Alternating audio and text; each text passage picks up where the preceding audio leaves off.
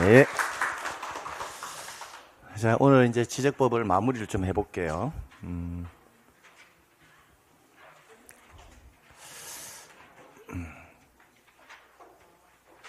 뭐 항상 하는 이야기지만 지적법은 이 체계 자체가 시험 문제예요. 시험 문제.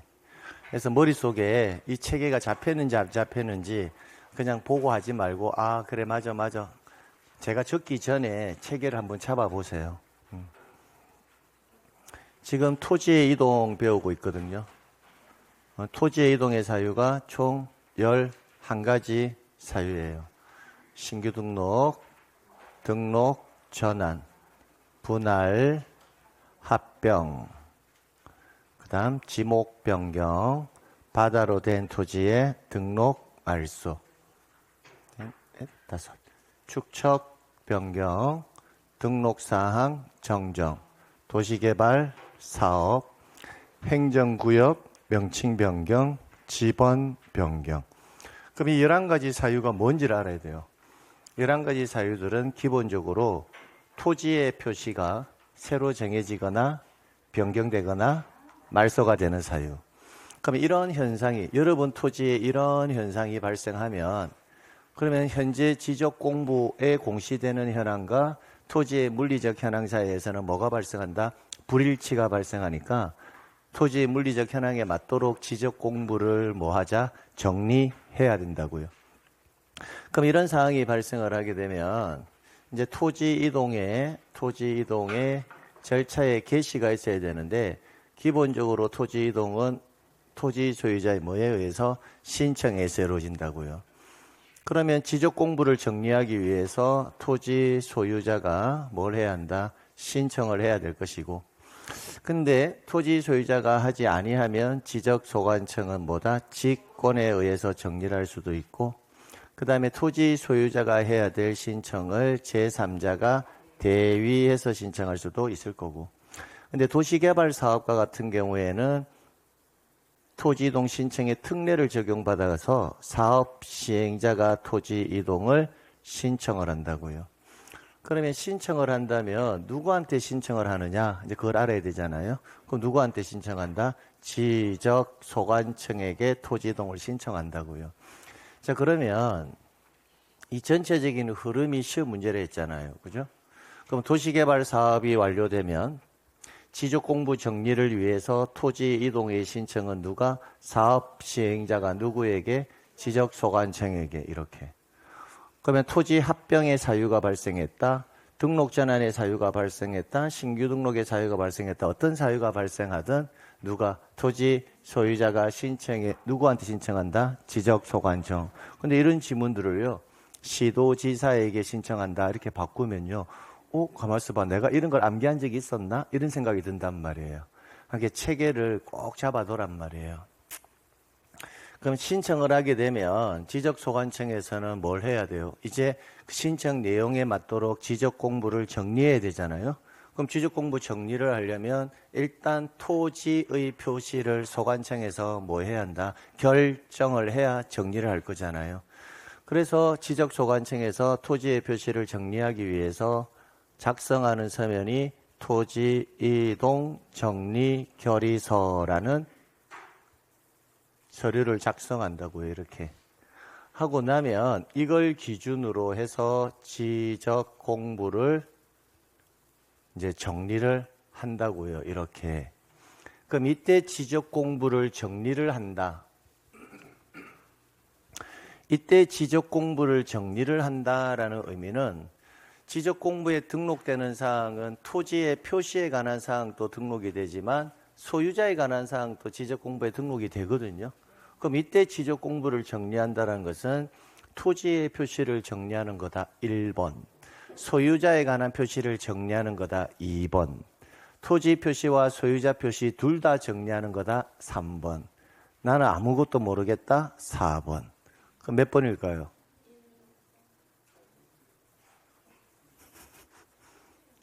지문을 잃어버렸나요? 1번 토지의 표시, 2번 소유자 표시, 3번 토지 표시와 소유자 표시, 4번 나는 모르겠다.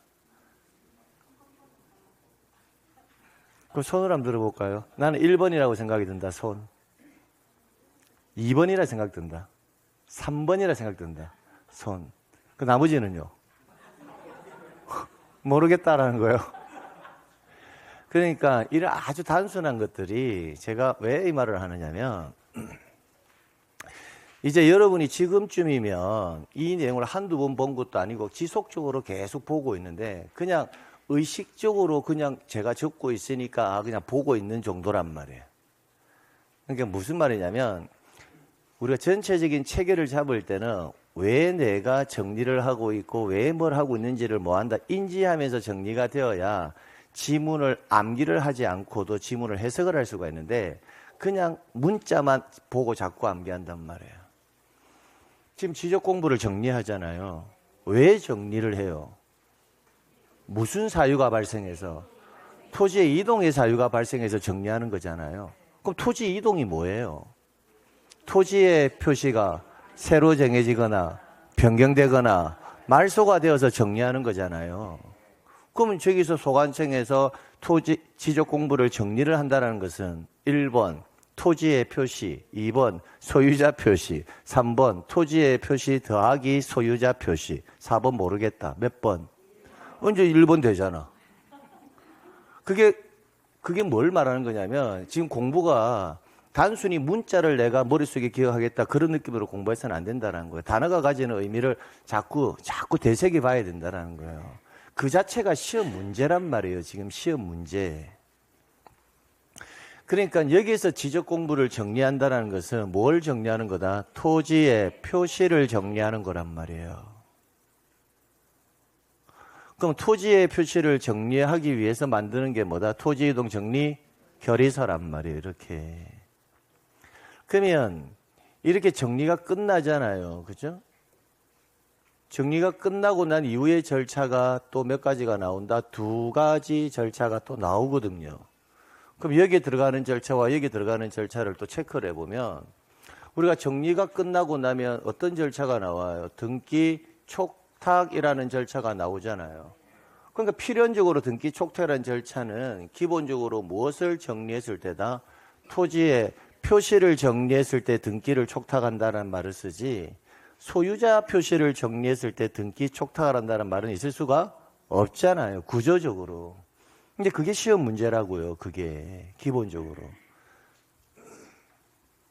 그래서 이때의 등기 촉탁이라는 것은 토지의 표시 변경 등기를 뭐한다? 촉탁한다라는 말이 그래서 만들어지는 거예요. 그럼 그 이후의 지문들은 우리나라는 등기부와 뭐다? 대장으로 2가지로 공시하는데 사실관계는 뭐부터 정리가 이루어진다? 대장. 그러니까 토지의 표시의 정리부터 먼저 이루어진다고요. 그러면 등기부하고 대장 사이에서 토지 표시의 불일치가 발생할 수밖에 없으니까 토지 표시 변경 등기를 촉탁해서 등기관에게 뭐한다? 알려줘야 된다고요. 그럼 등기관이 등기부까지 일치시킬 거라는 거예요. 됐죠?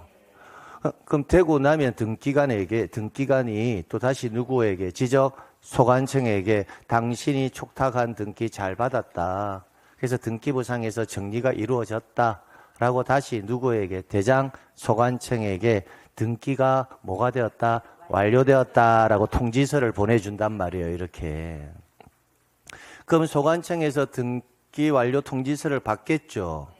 그럼 받고 나면 토지의 표시는 자기가 정리한 거고 등기 촉탁을 해서 등기부까지 토지의 표시를 일치시켰고 그죠? 그러면 그 등기 완료 통지서를 지적소관청에서 접수받은 날로부터 이제 며칠 이내 15일 이내 토지 소유자에게도 이렇게 정리가 되고 등기부까지 일치가 다 되었고 정리가 끝났습니다라고 뭐 해준다? 통지를 해준단 말이에요. 그럼 정리가 끝나고 나면 이제 토지 소유자에게 그 정리된 결과를 뭐 해준다? 통지해준단 말이에요. 이렇게. 근데 등기 촉탁을 하지 않는 경우도 있거든요. 있잖아요. 신규 등록 같은 경우에는 등기 촉탁을 하지도 않잖아요. 그죠? 그럼 이런 경우에 있어서는 등기 촉탁을 할 필요가 없는 경우에는 지적 공부에 등록한 날로부터 며칠 이내 7일 이내 토지 소유자에게 이렇게 지적 공부가 정리되었습니다. 라고 뭐 해준다? 통지를 해준단 말이에요. 근데 이런 어떤 유기적인 흐름이 단순히 이 문자 자체를 암기하는 것이 아니고 전체적으로 왜 이렇게 토지 이동의 절차가 흘러가는지 그걸 암기해야 된단 말이에요. 토지 이동 파트의 키워드는 거기에 있다는 겁니다. 1단계 있잖아요. 우리가 1단계는 뭐예요? 토지가 있으면 1필지에 토지가 있다면 토지에 관련되는 정보, 소재, 지번, 지목, 경계, 좌표, 면적을 결정하는 방법을 배웠잖아요. 그거는 단순히 그 내용을 암기하면 된단 말이에요. 결정이 되었으니까 지적 공부에 뭐 할 거고 등록을 할 것이고 그럼 등록된 정보를 관리하고 관리된 정보를 외부에 뭐 하자? 공시하자. 이게 1단계란 말이에요. 근데 토지의 물리적 현황이 뭐 한다? 달라질 수도 있으니까. 그러면 달라지면 다시 정리해서 뭐 하자? 공시하는데 이런 절차적 흐름 자체가 시험 문제라고요. 그러면 달리 이야기하면 소유자 표시를 정리한 후에는 그 정리 내용을 토지 소유자에게 통지한다. 이 말 자체는 성립이 돼야 안 돼요? 안 된다고요. 애초부터. 그러면 토지 소유자에게 통지한다라는 말은 무엇을 정리했을 때 토지의 표시를 정리했을 때 토지 소유자에게 통지하는 것이지 소유자를 정리했을 때는 통지하지 않는다고요. 그러니까 후 절차의 이 두 가지는 항상 뭘 정리했을 때다? 토지의 표시를 정리했을 때. 왜? 앞에 무슨 사유니까? 토지 이동의 사유니까. 그러니까 이게 유기적으로 머릿속에 딱 기억이 되어 있어야 된단 말이에요. 그럼 그 안에서 그럼 내부적으로 이제 뭘 암기해야 될지 하나씩 들어가 보는 거예요. 그럼 이후의 절차는요. 이 절차적 흐름 안에서 나오기 때문에 따로 암기할 필요도 없다라고요, 실제. 전체 흐름만 잡으면. 이제 그 중에서 이제 이렇게 이제 그럼 전체적인 흐름이 잡혔다. 이제 이렇게 체계를 잡아가야 돼요, 체계를. 체계를 잡으려면 A4 용지 하나 딱 꺼내가지고요. 천천히 여러분이 용어적인 부분을 생각을 하면서 한번 A4 용지에 한번 정리를 할 필요가 있다고요. 그 정리 안 하면 공부가 두서없이 공부가 돼요. 가령 예를 들면 지금 우리가 이제 6월 달에 다가오고 7월 달, 8월 달 넘어 문제풀이 과정이 들어갈 거잖아요. 그죠? 들어가게 되면 지금 현재 어떤 느낌이냐면 여러분이 공시법만 공부하는 것도 아니고 민법도 하고 개론도 하고 공법도 하고 중개사법도 하고 또 공법 안에 들어가 보니까 법이 또 국토법, 농지법, 건축법 뭐 주택법 계속 나눠져 있고 중개사법 들어가니까 숫자도 막 쏟아지기 시작을 하고 뭐 정지사유, 취소사유부터 해서 권자 나오고 숫자 나오고 지금 굉장히 복잡하잖아요. 복잡한데 이게 날짜를 암기한 게 중개사법에서 암기한 건지 공법에서 암기한 건지 시도지사인지 국토교통부 장관인지 어디에서 암기한지도 잘 모르겠고 등록 취소 사유가 중개사법에서 나온 건지 공법에서 나온 건지 세법에서 나온 건지도 잘 모르겠고 막 그런 현상이 벌어지잖아요. 지금 맨 초반에는요 그런 현상이 안 벌어져요. 그럼 지금은 그런 현상이 벌어지거든요. 그럼 벌어지면 그걸 두서없이 공부를 하면 그렇게 돼요. 그러니까 체계를 먼저 잡아놓고 그 다음에 뭐 한다? 하나씩 뭐 한다? 내가 여기서 뭘 암기해야 될지를 체크를 하면서 공부를 해야 되지 그냥 무작정 앉아서 지금은 공부하면 안 돼요. 그럼 나중에 공부하기가 뭐 한다? 버거워져요. 틀림없이 공부를 했는데도 불구하고 내가 뭘 했지? 이런 느낌이 계속 든다고요. 그래 하려면 뭐가 필요하다? 소극적으로 수동적으로 공부하는 게 아니라 조금 공부에 뭐다 적극성을 떼야 된다고요. 이렇게 말하면 선생님 저는 이제 나이가 있어가지고 뭐 이렇게 이야기하는 분도 있거든요. 그럼 나이가 있어서 시험장에 안 갈 거예요. 그건 아니잖아요, 그죠? 나이가 있든 없든 시험장은 뭐 한다? 가야 되거든요. 그냥 자꾸 머리를 써야 돼요. 됐죠? 네, 됐습니다. 자, 이렇게 해놓고 나서 이제 계속 하는 말이 뭐예요? 그러면 우리는 이제는 뭐다? 60점을 받기 위한 공부를 하는 거잖아. 합격하면 되잖아. 근데 딱 60점 맞게 공부를 할 수는 없잖아요. 그러니까 최소한 80% 이상 공부를 하고 들어가야 몇 개 실수를 하더라도 60점이 근접할 거잖아요. 그죠? 그러려면 반드시 나오는 것들은 틀려서는 안 된다. 항상 이야기하잖아요. 그죠? 그러면 이걸 체계를 딱 잡고 나고 나면 그래.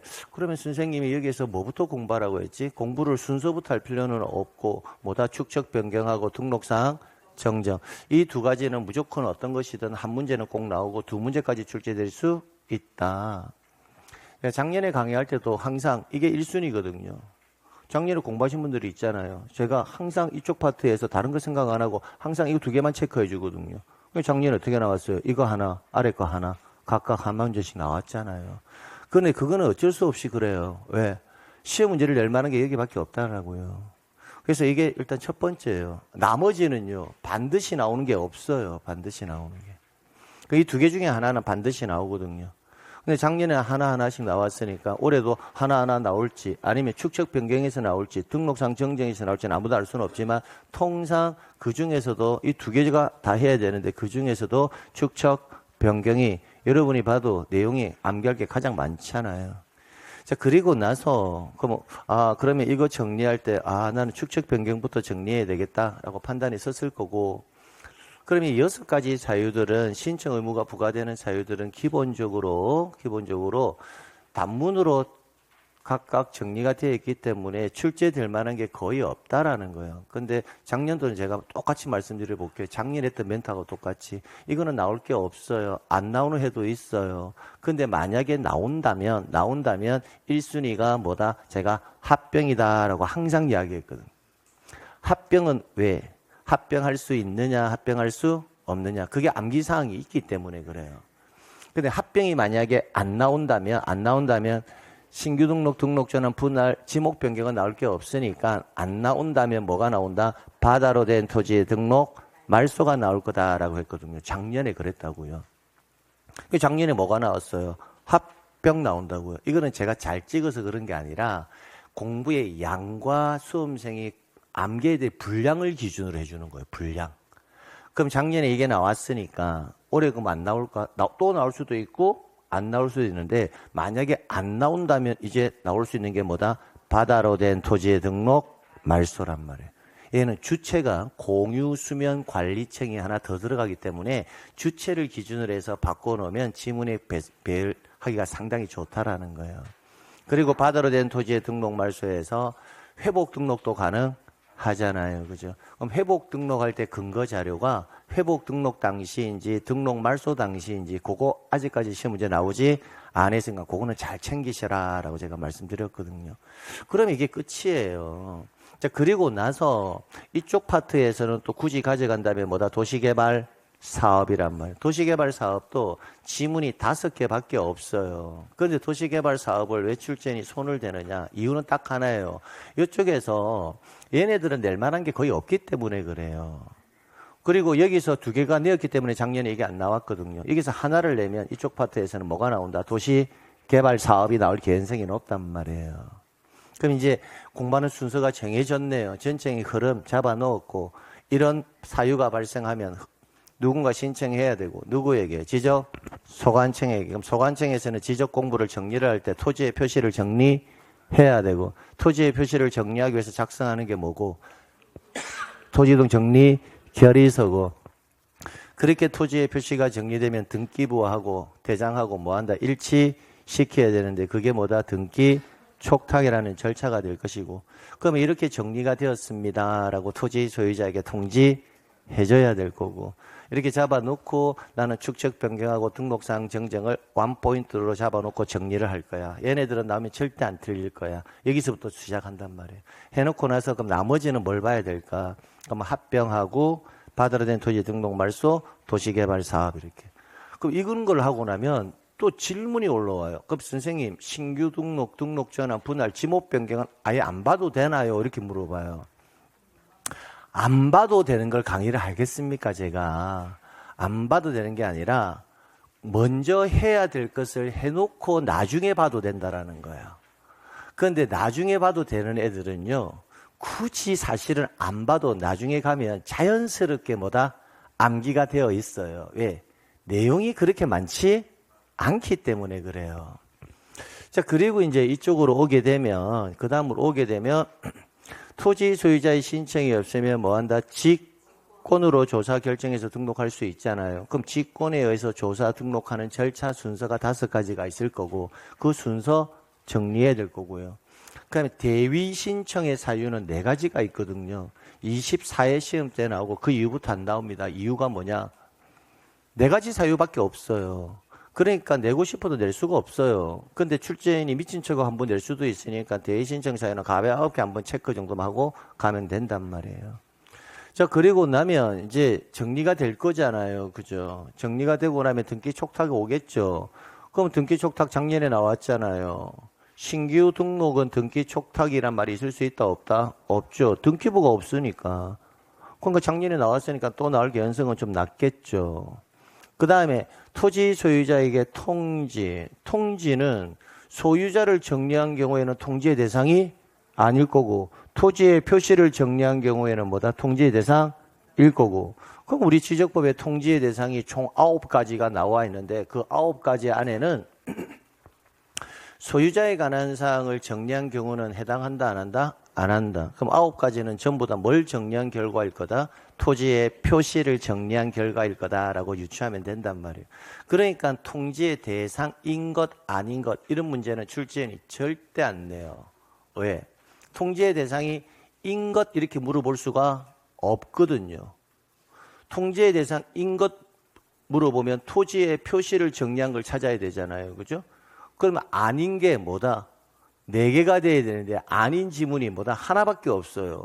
뭐 소유자를 정리한 경우에는 통지의 대상이 아니거든요. 그러니까 통지의 대상을 물어본다면 통지의 대상이 아닌 것 이렇게 물어봐야지 인 것 물어볼 수는 없단 말이에요. 그러니까 그런 유형의 문제는 안 나와요. 그러니까 통지의 대상은 항상 뭐가 나오던가요?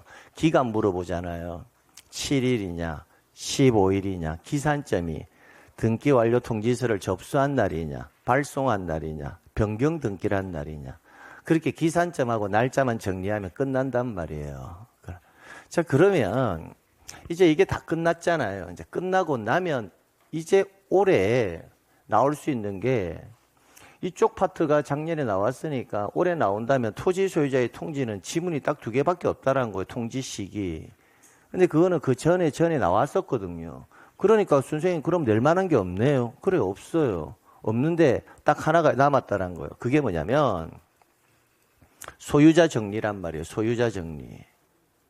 소유자도 지적공부에 등록이 되잖아요. 그죠? 그러니까 소유자도 뭐 해줘야 한다? 정리는 해줘야 된단 말이에요. 근데 이 소유자 정리는 위에 있는 내용과는 아무런 관계가 없다라는 거예요. 토지 이동이라는 것은 소유자 표시하고는 관련이 없으니까. 그러면 소유자 정리는 별개의 개념으로 떼넣어 가지고 뭐 한다? 소유자를 정리할 때는 어떤 근거 자료에 의해서 할 건지, 소유자에 관한 사항은 직권으로 정리가 될 수 있는지 없는지 이제 그런 내용들 조건에 맞게 뭐 한다? 정리하면 2단계 과정이 끝나요. 그럼 이제 이렇게 큰 타이틀을 잡아 놨으니 이제 내용을 보면서 제가 체크하는 부분이 있잖아요. 아, 이 부분은 내가 이렇게 암기해야 되겠다. 암기. 그거는 이제 계속적인 뭐다? 반복을 통해 가지고 여러분이 뭐 해야 한다? 암기해야 된다고요. 다만 제가 도와드릴 수 있는 거는 여러분이 암기를 할 때 무작정 암기를 할 수가 없으니 이렇게 암기하는 게 좋은 방법입니다 라고 제시를 해주면 여러분이 이제 그걸 암기해서 또 까먹으면 또 암기하고 이러면 된다고요. 그래서 출발해보자고요. 자, 그러면 등록사항 정정에서는 1순위가 뭐냐? 등록사항의 정정의 1순위는 직권정정 사유가 1순위입니다. 근데 그 다음 정에 있으니까 여기서 간단히 몇 가지 확인을 좀 하고 가도록 할게요. 등록사항의 정정은 등록상에 오류가 있을 때 하잖아요. 등록사항의 정정은 토지 소유자가 할 수도 있고 누가 할 수도 있다? 지적 소관청이 할 수도 있다고요. 등록상에 오류가 발생하면 토지 소유자는 언제든지 정정을 요구할 수가 있습니다. 그러나 지적 소관청이 직권으로 조사 측량하여 뭐 할 수 있다? 정정할 수 있다라고 되어 있잖아요. 그럼 직권으로 조사 측량하여 정정할 수 있는 경우의 수가 몇 가지다? 9가지로 딱 정해져 있다라고요. 그러니까 이게 반드시 여러분이 뭐다? 암기될 사항이라고요. 그럼 작년에도 뭐가 나왔다? 직권정정 사유 이게 나왔단 말이에요. 근데 올해는 똑같이 직권정정 사유인 것 아닌 것 그렇게 물어보지는 않을 거예요. 유형이 똑같아지니까. 그럼 어떻게 물어볼까? 그렇게 물어볼 때는 이제 등록사항 정정을 오지선다형으로 물어보겠죠. 물어봐서 등록사항 정정의 직권정정의 사유 2개 정도 물어볼 거고 절차적 내용을 뭐다? 한 3개 넣어가지고 물어보는 방법이 있다라는 거예요. 그러니까 일단 직권정정 사유 9가지는 필수 암기사항. 그럼 두 번째, 토지 소유자가 뭐다? 신청에 의해서 정정을 할 수도 있는데 정정으로 인하여 인접 토지의 경계가 변경되는 경우 뭐로 인하여? 정정으로 인해서 인접 토지의 경계가 변경이 된다. 그럼 경계가 변경이 되면 면적값도 달라지겠죠. 그러면 인접 토지 소유자가 뭐다? 손해를 입을 염려가 있을 수가 있다고요. 그래서 이때는 인접 토지 소유자의 뭐가 필요하다? 승낙이 필요하다는 겁니다. 정정을 하려면. 그때 승낙하지 않는 경우에는 이에 대항할 수 있는 확정 판결 정본을 첨부하면 된다고요. 그럼 경계를 정정을 할 때 마음대로 정정할 수는 없잖아요. 그러니까 측량은 반드시 해야 되겠네요. 그래서 그때 등록사항 정정, 측량 성과도를 제출한다라는 겁니다. 이렇게 한 지문. 그러면 선생님, 정정으로 인하여 인접토지의 경계가 변경되는 경우 있잖아요. 예. 그럼 이럴 경우에 토지 소유자가 신청에 의해서 해야 되잖아요. 네. 그럼 신청을 하지 않으면 지적소관청은 직권으로도 이거 정정할 수 있을까요? 이렇게 물어보면 된다, 안 된다? 안 된다고요, 이 경우는. 왜? 직권정정 사유 9가지에 들어가지 않기 때문에 이렇게. 그러니까 선생님, 금방 이야기할 때, 앞서서 이야기할 때는 토지 소유자의 신청이 없으면 지적소관청은 직권으로 정리할 수 있다고 했잖아요. 네. 근데 왜 얘는 안 돼요? 그러니까 개론적인 느낌, 원론적으로는 토지 소유자의 신청이 없으면 직권으로 정정할 수 있는 게 원칙인데 직권으로 정정할 수 있는 사유가 법으로 정해져 있다면 그 안에서만 가능하지 그걸 벗어나서는 돼서는 안 된다는 거예요. 그러니까 이 9가지가 중요하다고요. 두 번째, 토지 소유자에 관한 사항이라고 되어 있죠. 그러면 토지 소유자 표시에 오류가 있을 때 소유자 표시를 정정해야 될 겁니다. 그럼 정정을 할 때는 근거 자료가 필요하잖아요. 그러면 등기되어 있는 토지라면 등기 필증, 등기 완료 통지서, 등기상 증명서, 등기 전산 정보 자료. 그래서 뭐라고 암기해 놓고 필통사전이라고 암기해 놓고 앞에 뭘 붙이면 된다. 등기. 그러면 암기할 때 선생님, 네, 토지 표시에 관한 사항은 어차피 권리관계이므로 등기와 관련되는 자료를 기준으로 정정을 하면 되나요? 하면 제가 네. 그러면 굳이 필통사전이라 암기할 필요는 없잖아요. 아니에요. 등기와 관련되는 자료 중에서 뭐만 된다? 필통사전만 되기 때문에 네 가지를 정확하게 암기해야 된다고요.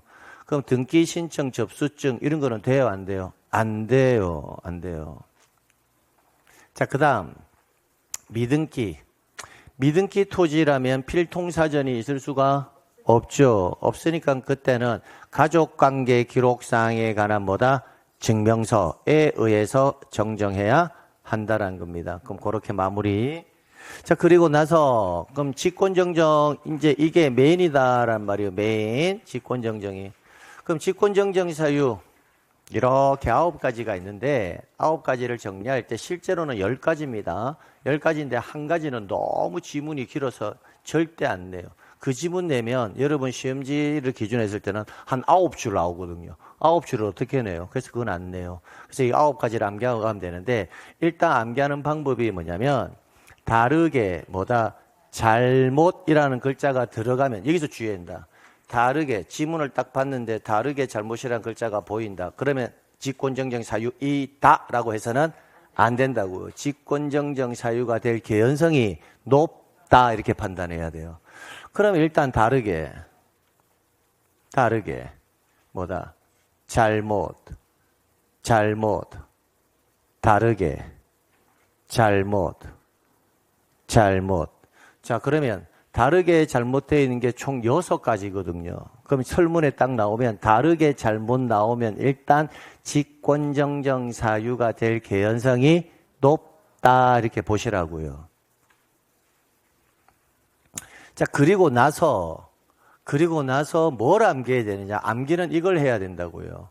토지등 정리 결의서, 면적의 증감 없이 작성 또는 재작성 당시 지적 측량 성과와 등록 사항이 면적 환산이.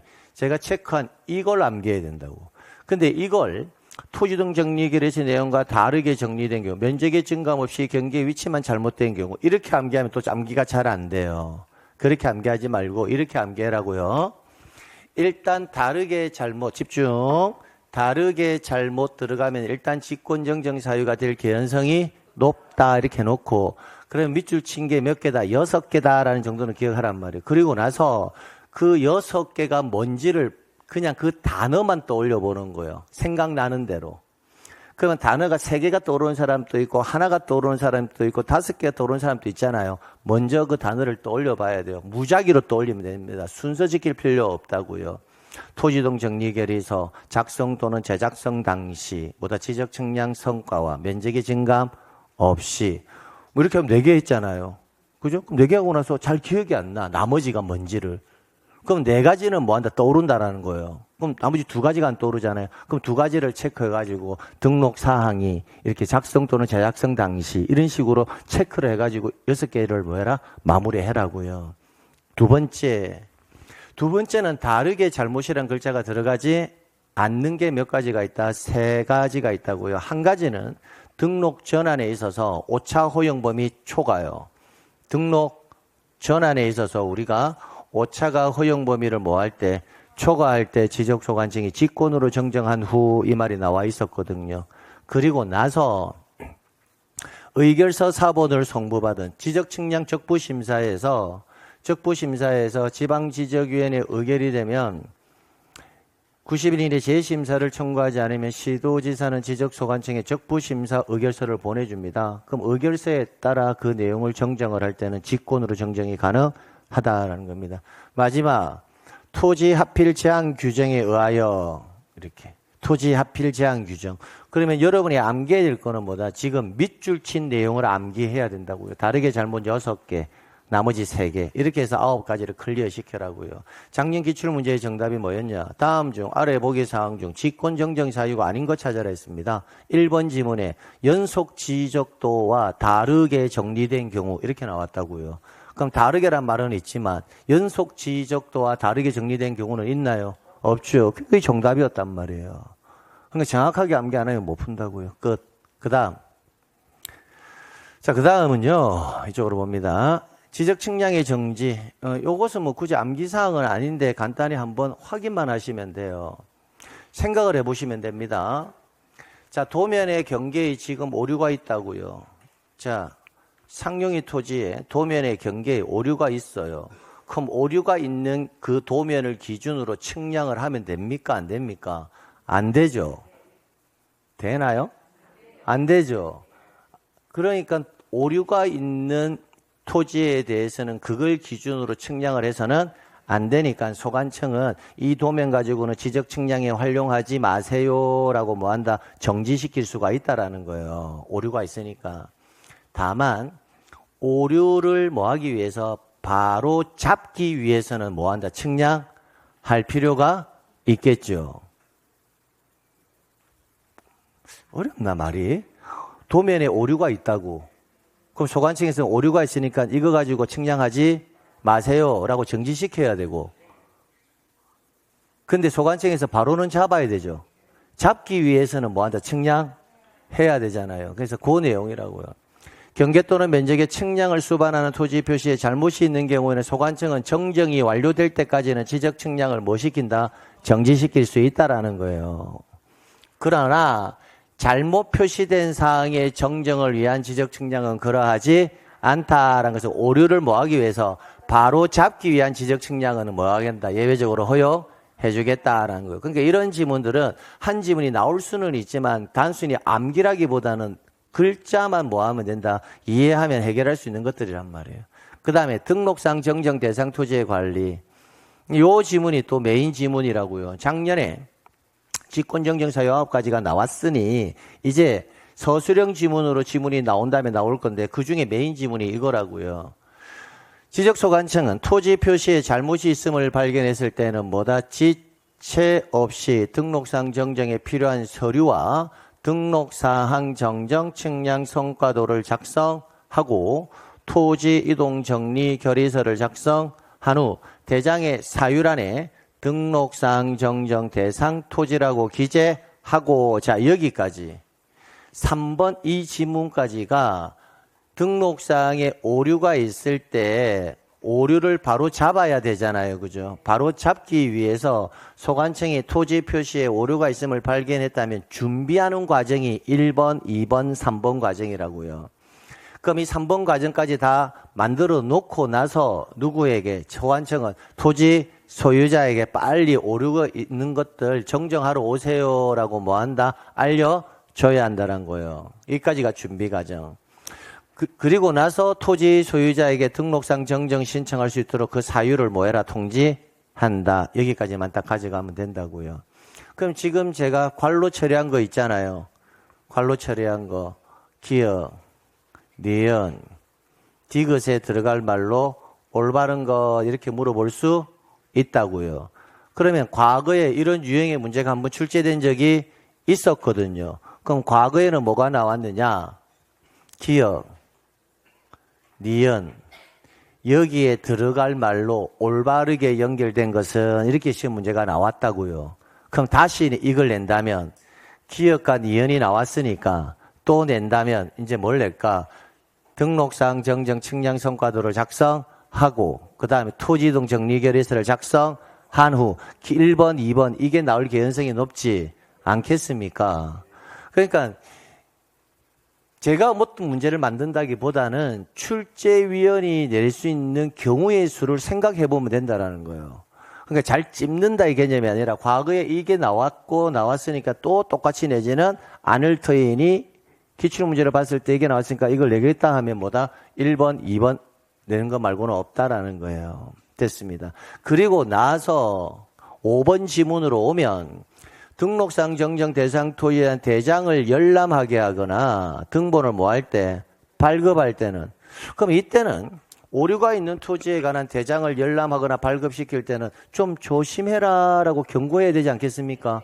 그러니까 등록상 정정 대상 토지라고 적은 부분을 흑백의 반전으로 뭐하거나 표시하거나 붉은색으로 뭐해라? 기록하라라는 겁니다.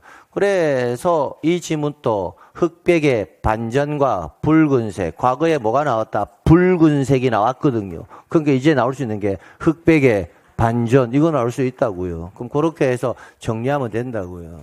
그럼 여기까지 딱 하면 끝난다고요.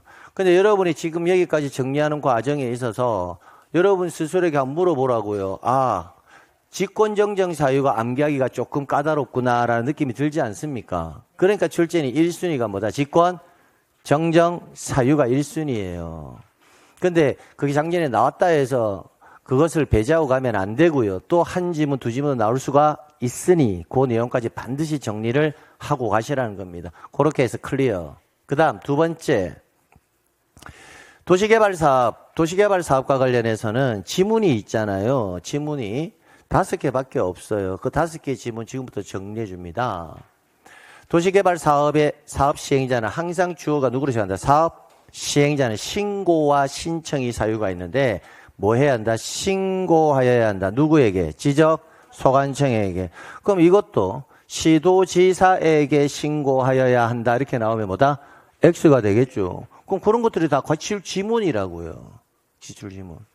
그럼 사업 시행자는 소관청에 신고를 하는데 그 신고는 신고 사유가 발생한 날로부터 며칠 이내 15일 이내에 신고를 해라는 거예요. 그럼 여기에서의 지문 하나는 뭐다? 사업 시행자는 사업에 완료가 되었다면, 착수가 되었다면, 변경이 되었다면 내용 중에 하나만 가져가자고요. 사업이 끝나면 지적소관청에 뭐 해라? 신고하는데 며칠 이내? 15일 이내 신고하라는 거예요. 그럼 신고라는 말은 용어를 이제 구별해야지.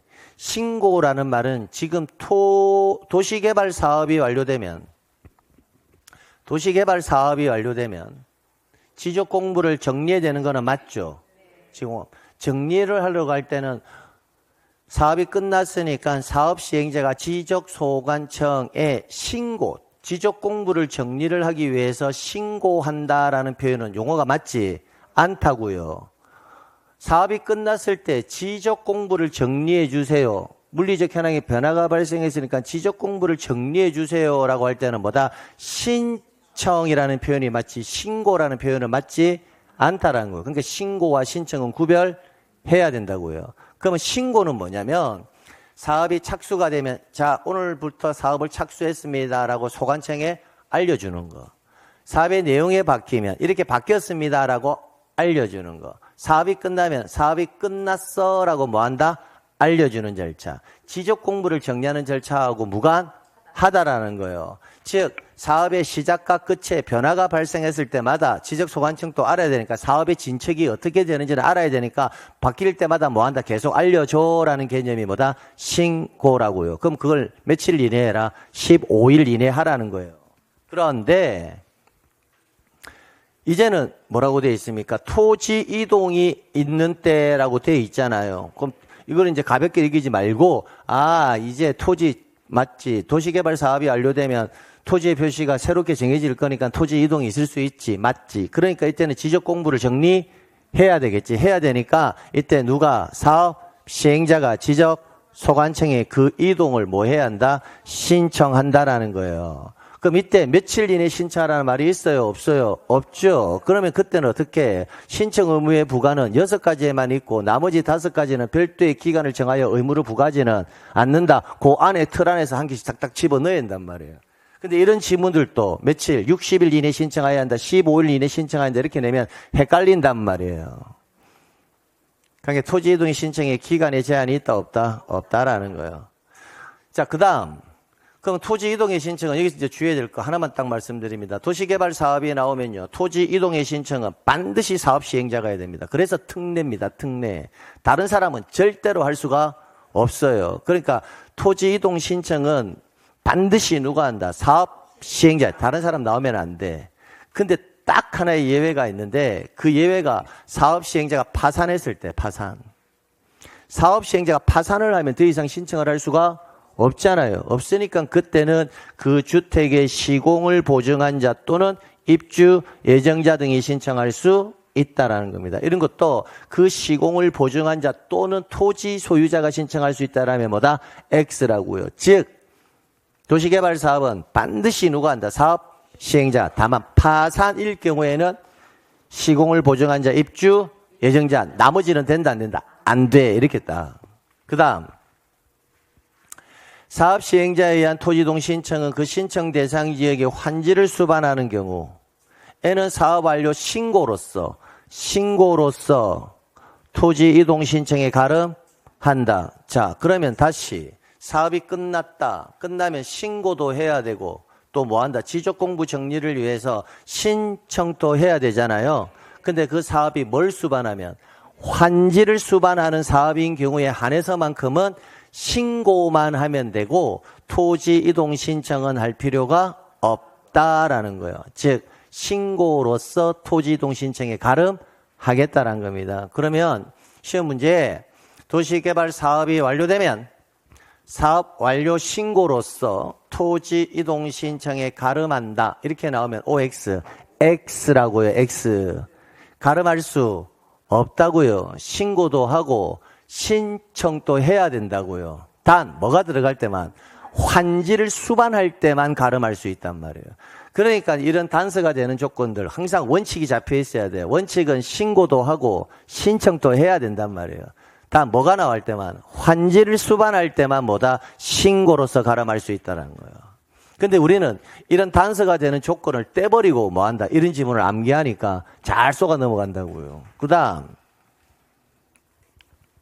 4번 지문에 사업의 착수 또는 변경이 신고가 된 토지 소유자가 해당 토지의 이동을 뭐할 경우 토지 소유자가 토지 이동을 뭐하고 있다? 원하면 뭐해라? 요청을 하여야 하며 신청은 지금 누구 하고 있는지 보세요. 시행자는 누구에게? 지적 소관청에 그 이동을 신청해야 한다고 되어 있죠. 그러니까 토지 이동의 신청은 파산의 경우를 제외하고 나면 항상 누가 신청하는 거다? 사업 시행자가 하는 거예요. 그럼 토지 소유자가 원한다고 해서 토지 이동을 신청할 수 있는 것은 아니라는 거예요. 원하면 뭐를 할 수 있다? 요청만 할 수 있지 신청이 되는 것은 아니다라는 것도 조심하란 말이에요. 그 다음에 토지 이동의 시기는 공사가 뭐가 된 때? 준공된 때 토지 이동이 있는 것으로 본다. 그래서 지문이 딱 5개밖에 없어요. 자, 그러면 5개 지문을 마무리를 한번 해보자고요. 한번 다시 이쪽으로 보시면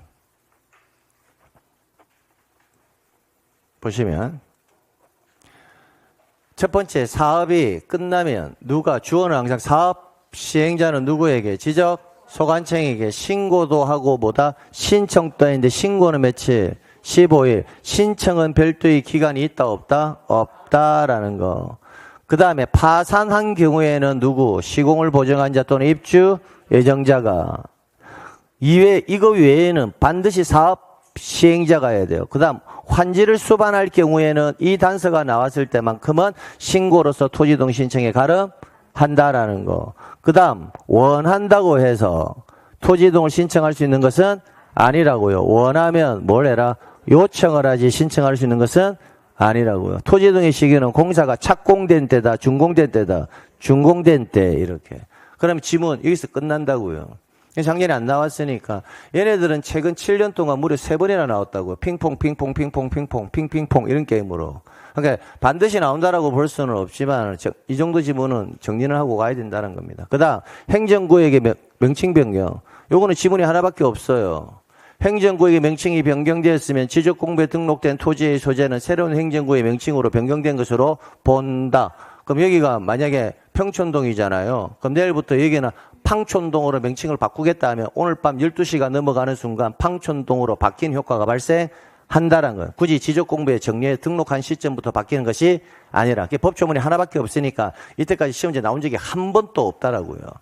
그러니까 마지막 11번째가 지번 변경인데 지번 변경은 지번에서 정리가 했거든요. 그러니까 따로 볼 필요는 없고요. 그 11가지 사유가 끝났죠. 끝났잖아요. 그럼 끝나고 나면 이제 뭐가 나와야 돼요? 토지 이동의 절차, 신청이 어떻게 이루어지는지가 나와줘야 될 거란 겁니다. 흐름상. 그러니까 그 뒤에 나오는 게 토지 이동의 뭐다? 신청 이렇게 나온다고요. 그럼 신청은 따로 볼 것도 없죠. 앞서서 다 봤기 때문에. 토지 이동의 신청은 누가 한다? 토지 소유자가 하는 거죠. 다만 신청이 없으면 지적소관청이 뭐다? 직권으로 조사 측량하여 결정할 수도 있다고요. 그럼 직권으로 조사 측량하여 결정할 때 순서 이거 정도는 정리해야 된다고요. 그럼 직권으로 조사 결정을 할 때 첫 번째 계획을 뭐하고 수립하고 그 다음 조사하고 조사부 작성하고 정리 결의서를 작성해서 최종적으로 지적 공부를 정리한다. 이렇게 약식으로 암기해란 말이에요. 첫 번째 뭘 해라? 계획 수립해라. 그 다음 조사, 그 다음 조사부 작성, 그 다음 정리 결의서 작성, 정리 이렇게 순서 정리해놓고 원문은 앞에 뭘 붙여주면 된다? 토지이동이란 글자를 붙여주면 되잖아요. 그러니까 토지이동 현황 조사 계획을 수립한다. 토지이동 조사, 토지이동 조사부, 토지이동 정리 결의서, 최종적으로 지적공부의 직권 정리 이렇게 해서 약식으로 암기하고 그 앞에다가 토지이동 붙여주면 된다고요. 그리고 나서 그럼 토지이동 현황 조사 계획을 뭐 해야 한다? 수립하잖아요. 할 때는 뭐별로? 시군구별로 수립하되 부득이한 사유가 있다면 읍면동별로 수립할 수도 있다. 여기까지 하면 딱 끝난단 말이에요. 됐죠? 여기까지 순서 잡아놔야 됩니다. 됐고요. 자, 그 다음에 도시개발사업은 금방 봤잖아요. 도시개발사업은 누가 신청한다고요? 사업 시행자가요.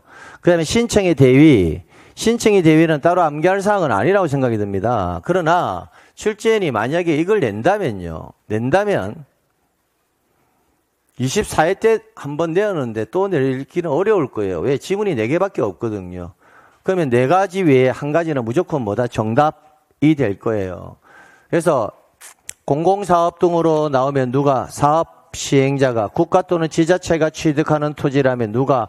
행정기관에 또는 지방자치단체 장이. 주택법에 의한 공동주택부지라면 누가? 사업 시행자가. 민법 404조에 의한 채권자가 대위 행사할 수 있다. 그래서 요 4가지인데 앞에 설문, 키워드, 공공사업 등으로 국가 또는 지자체가 취득하는 토지라면, 주택법에 의한 공동주택부지라면, 민법 404조에 의한 거라면 이 단어가 나왔을 때는 뭐한다? 대위 신청 사유에 해당한다. 이렇게 정도만 가져가면 된다고요. 나머지는 대위 신청 사유가 아니라. 그래서 공공사업, 국가 지자체가 취득하는 주택법에 의한 공동주택 부지라면 민법 404조의 채권자 대위. 근데 여기서 주의해야 될 거 제가 세기는 하지 않았지만 체크한 게 두 가지가 있죠. 여기에 뭐가 있다? 사업 시행자. 여기에도 사업 시행자가 있죠. 금방 우리가 본 도시개발 사업도 사업 시행자가 있잖아요. 도시개발 사업도 누가 토지 이동을 신청합니까? 사업 시행자가 하잖아요. 이때 사업 시행자는 토지 소유자가 해야 될 신청을 사업 시행자가 대신하는 겁니까? 아니면 원래부터 사업 시행자가 신청하는 겁니까? 원래부터. 그럼 이때는 이 사업 시행자가 대위에서 신청하는 것이 아니다라는 걸 알고 가면 된다고요.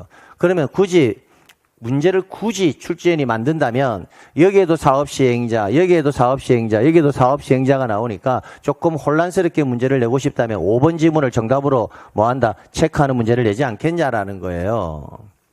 됐나요? 그러면 나올 수 있는 경우의 수 어떻게 암기해라? 공공사업 등으로 국가 또는 지자체가 취득하는 토지라면, 주택법에 의한 공동주택 부지라면, 민법 404년 채권자 대위. 그럼 나머지가 나오면 다 X.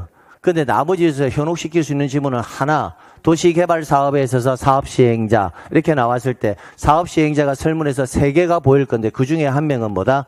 대위신청 사유가 아니다. 그게 뭐다? 도시개발 사업이 나올 개연성이 있다라는 거예요. 여기까지 되겠나요? 됐습니다. 그렇게 해서 마무리.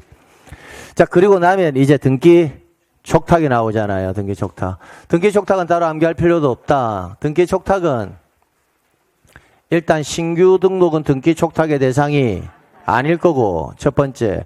두 번째, 소유자가 나오면 등기 촉탁의 대상 아닐 거라고. 이 두 가지만 딱 가져가란 말이에요. 그러니까 등기 촉탁 나오면 설문에서 뭘 찾아라? 신규 등록 찾으면 돼요. 안 보여. 소유자 정리나 소유자 변경 이거 찾으면 된다고요. 됐나요? 그러니까 작년에 뭐가 정답이었다? 신규 등록이 정답이었죠. 그러니까 또 내지는 않을 거란 말이에요. 그러니까 이런 문제는 서비스 문제라고요. 그러니까 밑에 뭐 이런 거 암기하고 자시고 할 필요도 없어요. 됐죠? 자, 그 다음에 지적 정리 등의 통지 마찬가지입니다.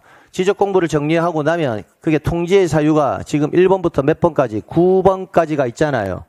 그럼 1번부터 9번까지의 내용은 다 무엇을 정리했을 때다? 토지의 표시를 뭐 했다면?